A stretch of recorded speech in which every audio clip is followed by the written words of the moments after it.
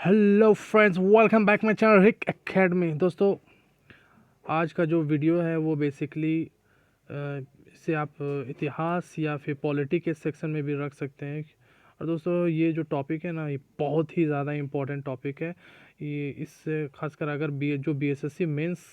BSSC mains के जो student हैं, जो एस्पिरेंट हैं, वो इस वीडियो को ख़ास तौर पर देखें और इसको याद कर लें, इस टॉपिक को। ठीक है दोस्तों, और सिर्फ बीएसएससी मेंस के ही नहीं, अगर आप बीपीएससी के भी एस्पिरेंट है या फिर यूपीएससी के भी अगर एस्पिरेंट है, तो दोस्तों ये जो टॉपिक है ना, कम कंपनी का शासन 1773 से 1858 तक, ये जो टॉपिक है, इससे एग्ज़ाम में रहता ही रहता है दोस्तों। ठीक है दोस्तों, यूपीएससी में भी पिछले साल इससे एग्ज़ाम में आ चुका है, पीटी में आ चुका है दोस्तों। और बीपीएससी में पूछती है, और दरोगा मेंस में भी दोस्तों इससे कुछ ना कुछ छिटपुट कटिंग करके क्वेश्चन बना करके इसमें दे दिया जाता है एग्ज़ाम में। ठीक है दोस्तों, चलिए दोस्तों स्टार्ट करते हैं। ये जो टॉपिक है 1773 का रेगुलेटिंग एक्ट, इसके बाद जो कंपनी का शासन अधिनियम है 1773 से 1858 तक, उसको मैं नेक्स्ट वीडियो में बनाऊंगा 1858 तक का। ठीक है फ्रेंड्स, लेकिन आज का ये जो वीडियो है वो सिर्फ 1773 का रेगुलेटिंग एक्ट का है। चलिए दोस्तों स्टार्ट करते हैं। दोस्तों स्टार्ट करने से पहले अगर चैनल पर आप नए हैं तो प्लीज़ चैनल को आप सब्सक्राइब कर लीजिए दोस्तों, और अपने फ्रेंड्स के साथ शेयर ज़रूर कीजिए। Okay friends, let's start. तो 1773 का रेगुलेटिंग एक्ट, इसका संवैधानिक महत्व क्या था? तो फ्रेंड्स, इसका संवैधानिक महत्व था कि भारत में ईस्ट इंडिया कंपनी के कार्यों को नियमित और नियंत्रित करने के दिशा में ब्रिटिश सरकार द्वारा उठाया गया यह पहला कदम था।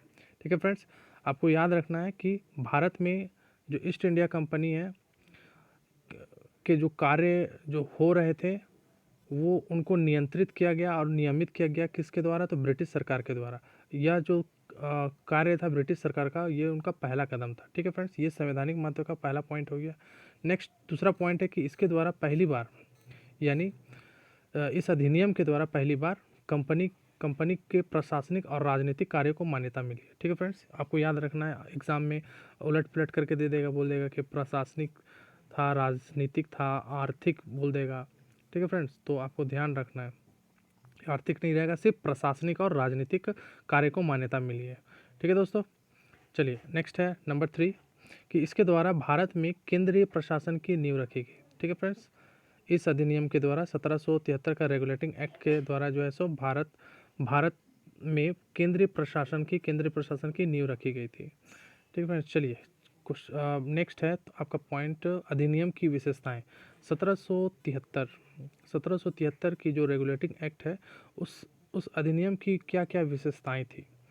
तो पहला पॉइंट है कि इस अधिनियम द्वारा बंगाल के गवर्नर को बंगाल का गवर्नर जनरल पद नाम दिया गया। ठीक है फ्रेंड्स, आपको याद रखना है, एकदम इसको रट लीजिए कि बंगाल के गवर्नर को बंगाल का गवर्नर जनरल, पहले सिर्फ बंगाल का गवर्नर कहा जाता था, उसके बाद जब ये अधिनियम 1773 रेगुलेटिंग एक्ट को पारित किया गया तो फिर गवर्नर जनरल, बंगाल का गवर्नर जनरल पद नाम दिया गया। ठीक है फ्रेंड्स, और उसकी सहायता के लिए कम से कम कितने सदस्य? 14 सदस्य कार्यकारी परिषद का गठन किया गया।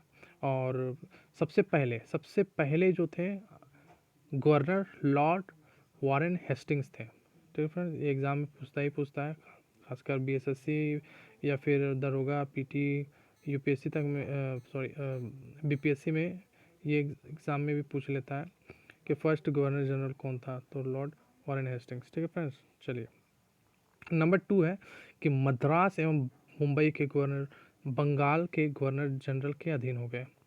और जबकि पहले जो था, पहले प्रेसिडेंसी जो होते थे, जितने प्रेसिडेंसियों के जो गवर्नर होते थे, वो एक दूसरे से क्या थे? अलग थे। ठीक है दोस्तों, यहाँ थोड़ा सा मिसप्रिंट हो गया है, आपको याद रखना, यहाँ अलग थे। ठीक है, और तो यानी इसको मैं समझा देता हूँ दोस्तों। देखिए, पहले क्या था, 1773 का जो रेगुलेटिंग एक्ट नहीं बना था, तो उससे पहले क्या था कि जो मद्रास था और मुंबई, मद्रास और मुंबई जो था, उसके जो गवर्नर जनरल जो थे, और सब अलग अलग हुआ करते थे। ठीक है दोस्तों, सब अलग अलग हुआ करते थे, ये बंगाल के गवर्नर जनरल के अधीन नहीं आते थे। ठीक है, मुंबई, मद्रास और बंगाल के जो जितने भी गवर्नर थे, सब अपना अलग अलग अलग अलग उनका प्रेसिडेंसी हुआ करता था। लेकिन जब 1773 रेगुलेटिंग एक्ट पारित किया गया तो उसमें मद्रास और मुंबई के जो भी गवर्नर थे उनको बंगाल के गवर्नर के अधीन कर दिया गया, बंगाल के गवर्नर के अधीन कर दिया गया। समझे फ्रेंड्स, बंगाल के गवर्नर के अधीन इनको कर दिया गया। किसको किसको? तो मद्रास का और मुंबई का। ठीक है दोस्तों, चलिए अब इस अधिनियम के तहत अंतर्गत जो है सो कोलकाता में 1774 में क्या किया गया, एक उच्चतम न्यायालय की स्थापना की गई जिसमें मुख्य न्यायाधीश और 3 अन्य न्यायाधीश थे। फ्रेंड्स, इस तरह का क्वेश्चन जो है ना वो यूपीएससी में भी इस तरह से पूछ देता है कि 1700 कोलकाता ऑप्शन आपको दे देगा, स्टेटमेंट दे देगा कि 1773 के रेगुलेटिंग एक्ट में 1774 कोलकाता में एक 1774 में कोलकाता में उच्चतम न्यायालय की स्थापना की गई थी, पहला पॉइंट। फिर दूसरा दे देगा कि इसमें एक मुख्य न्यायाधीश थे और 3 अन्य न्यायाधीश थे। तो बोलेगा स्टेटमेंट 1 करेक्ट है या स्टेटमेंट 2 करेक्ट है या फिर बोथ। ठीक है दोस्तों, तो इस तरह से आपको याद रखना दोनों बोथ। तो 1774 में क्या किया गया, उच्चतम न्यायालय की स्थापना की गई।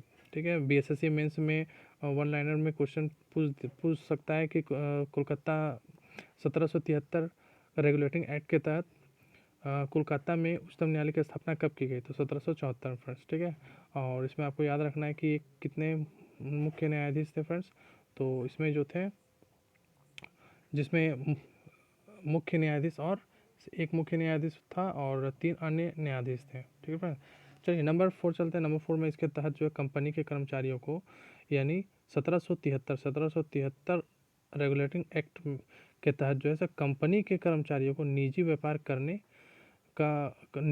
करने को प्रतिबंधित कर दिया गया और साथ ही साथ क्या किया गया, भारतीय लोगों से उपहार व रिश्वत लेना भी प्रतिबंधित कर दिया गया। ठीक है फ्रेंड्स, एकदम इसको याद कर लीजिए, ये बहुत ही इंपॉर्टेंट क्वेश्चन है। तो कंपनी के कर्मचारियों को निजी व्यापार से भी प्रतिबंधित कर दिया गया और भारतीय लोगों से उपहार व रिश्वत लेना। ठीक है, आप इस तरह से आप समझ सकते हैं जैसा कि ब्रिटिश सरकार का ये अधिनियम ब्रिटिश सरकार द्वारा पारित किया गया ये जो अधिनियम था उसमें कंपनी के जो जितने भी कर्मचारी हुआ करते थे उनको निजी व्यापार करने के लिए पूरा मनाही कर दिया गया और साथ ही साथ भारतीय जो लोग से उनको उपहार लेना मतलब एक तरह से गिफ्ट या फिर सरप्राइज़ लेना या फिर रिश्वत लेना, ये सब चीज़ भी जो था उनको प्रतिबंधित कर दिया गया कि नहीं लेना है ये सब चीज़। ठीक है फ्रेंड, चलिए नंबर 5 चलते हैं। नंबर 5 में ब्रिटिश सरकार का कोर्ट ऑफ ठीक है दोस्तों, कोर्ट ऑफ डायरेक्टर्स यानी कंपनी का गवर्निंग बॉडी के माध्यम से कंपनी पर नियंत्रण सशक्त हो गया और भारत से इसके राजस्व, नागरिक, सैन्य मामलों की जानकारी ब्रिटिश सरकार को देना बिल्कुल आवश्यक कर दिया गया। ठीक है फ्रेंड्स, तो इस 5th नंबर में जो था क्या किया गया, कोर्ट ऑफ डायरेक्टर्स का जब बनाया गया तो इसके माध्यम से क्या किया गया, जो कंपनी के पर बहुत ही अत्यधिक नियंत्रण स्थापित कर लिया गया और इसमें है कि भारत में जो राजस्व, जो नागरिक और जो सैन्य मामलों की जो जानकारी जो होती थी वो ब्रिटिश सरकार को देना आवश्यक कर दिया गया। तो पहले था कि जो कंपनी लोग अपना मनमाना वाला काम करते थे, राजस्व, नागरिक हो गया और सैन्य मामलों की जो जानकारी होती थी वो ब्रिटिश सरकार को नहीं दिया करते थे। तो इस 1773 के रेगुलेटिंग एक्ट में ये जो था इस नियम के तहत जो है सो कंपनी को क्या कर दिया गया, राजस्व, नागरिक और सैन्य मामलों की जानकारी के लिए ब्रिटिश सरकार को इसकी जानकारी देना आवश्यक कर दिया गया। ठीक है फ्रेंड्स, आई होप दोस्तों आपको ये वीडियो पसंद आई होगी और अगर किसी भी तरह के आपकी क्वेरीज हो तो आप प्लीज़ आप कमेंट कर सकते हैं। तो दोस्तों वीडियो पसंद आने पर वीडियो को लाइक कीजिए, दोस्तों के साथ शेयर कीजिए और सब्सक्राइब करना ना भूलें friends. Okay friends, thank you, bye bye and keep watching.